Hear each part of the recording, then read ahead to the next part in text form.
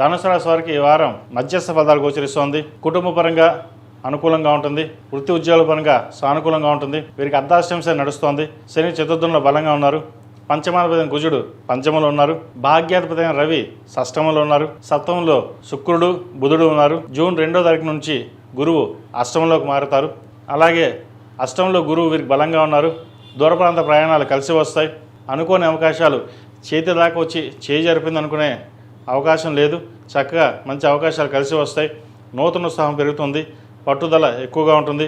కష్టానికి ప్రతిఫలం లభించే దశగా మనం కష్టపడాలి అనే ఆలోచన ఏదైతే ఉందో అది నెరవేరుతుంది. ఎవరైతే మమ్మల్ని ఇబ్బంది పెడదామనుకుంటున్నారో వారి మిత్రులుగా మారే అవకాశం గోచరిస్తుంది. శత్రువులు కూడా మిత్రులుగా మారే అవకాశం గ్రహతులు గోచరిస్తుంది. నూతన ఉత్సవంతో కొంచెం ముందుకు వెళ్ళండి. అదేవిధంగా విదేశీ సంబంధించిన వ్యవహారాలు, నూతన వ్యాపారం ప్రారంభించాలనుకున్న వారికి కొంతకాలం ఆగి ఉండడం చెప్పదగినది. ఏదైనా సరే జూలైలో ప్రారంభించండి. కొన్ని అనుకూలమైన పరిస్థితులు గోచరిస్తాయి. వృత్తి ఉద్యోగాల్లో కూడా కొన్ని పెనుమార్పులు సంభవిస్తాయి అనుకుంటారు. అయితే అవి గాల్లో మబ్బుల్లాగా వెళ్ళిపోతాయి. అలా వచ్చి వెళ్ళిపోతాయి. కాబట్టి ప్రతిదీ మనసుకు తీసుకుని టెన్షన్ పడడం అనేది చెప్పదగింది కాదు. ఈ రాశిలో జన్మించిన స్త్రీలకు వృత్తి ఉద్యోగాల పరంగా వ్యాపార పరంగా సానుకూలంగా ఉంటుంది. వచ్చిన అవకాశాలను ఉపయోగించుకోండి. నూతన వ్యాపారం ప్రారంభించాలనుకుంటారు. మీ పేరు మీద చేస్తే వ్యాపారాలు మంచి లాభసాటిగా ఉంటుంది. వీరికి అర్ధాష్టమ శని నడుస్తున్నప్పటికీ శని భగవానుడు బాగా అనుకూలంగా ఉన్నారు కాబట్టి మంచి అవకాశాలు కలిసి వస్తాయి.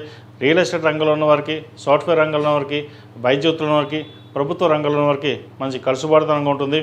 చేదాకా వచ్చిన పనులు చేజారిపోనుకోకుండా గడిచిన గతంలో ఏవైతే పనులు ఆగిపోయావో అవి పునః ప్రారంభమవుతాయి.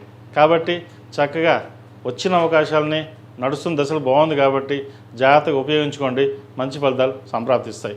ఈ రాశివారు ప్రతిరోజు ప్రతినిత్యం దక్షిణామూర్తి స్తోత్రాన్ని పఠించడం, శని స్తోత్రం పఠించడం చెప్పదగినది. అదేవిధంగా అఘోరపాశుపత హోమం చేయించడం చెప్పదగిన సూచన. ఈ రాశిలో జన్మించిన వారికి కలిసి వచ్చే సంఖ్య 2, కలిసి వచ్చే రంగు తెలుపు. ఏదైనా పని మీద బయటకు వెళ్ళినప్పుడు సోమవారం కానీ గురువారానికి వెళ్ళండి. మంచి ఫలితాలు సంప్రాప్తిస్తాయి.